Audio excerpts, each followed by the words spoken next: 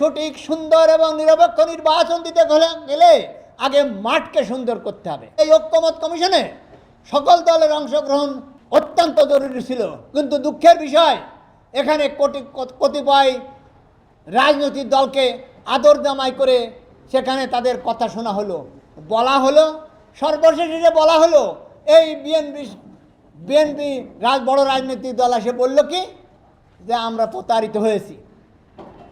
তাহলে কি হলো দেখেন, আজকের পেপারে বলা আছে ঐক্যমত কমিশনের ব্যয় 1,71,00,000 টাকা। যদিও পেপারে আজকে আসছে, তবে এখানে কয়েকশো কোটির কথা অনেকে বলেছে, আমি ধরে নিলাম এটাই। তবে বাংলাদেশ কংগ্রেসের ভাগ্য ভালো যে 1,71,00,000 টাকার এক কাপ চা খাইনি।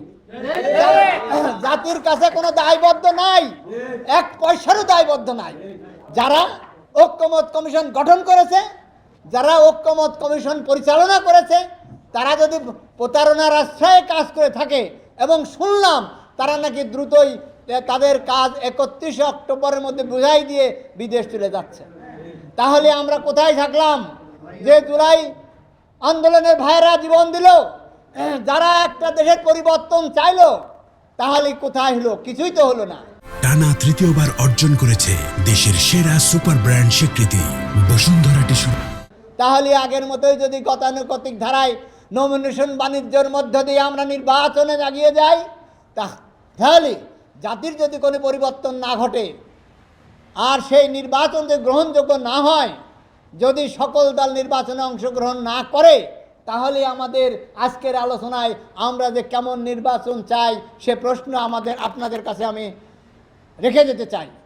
তাই আমরা বলতে চাই যে সঠিক সুন্দর এবং নিরপেক্ষ নির্বাচন দিতে গেলে আগে মাঠকে সুন্দর করতে হবে। মাঠ কিন্তু সুন্দর হয় নাই। 8টি রাজনৈতিক ইসলামী দল গতকাল আলটিমেটাম দিয়েছে কি, যে আগে নভেম্বরে যে তারিখ দেবেন তার আগে গণভোট হতে হবে, তা না হলে আমরা, উনি এই ভাষা বলছে, আঙুল কিন্তু শুধু না ব্যাখ্যা করবো। তাহলে আঙুল যদি ব্যাখ্যা করে তাহলে নির্বাচন কি ব্যাখ্যা হবে না? আর নির্বাচন যদি ব্যাখ্যা হয় তাহলে আমাদের নির্বাচনের পথ কেমন হলো? সবচেয়ে আগেই উচিত ছিল নির্বাচন কমিশনের যে নির্বাচনটাকে নিরপেক্ষ সুন্দর করার জন্য যা যা আইন করার তাই করতে হবে।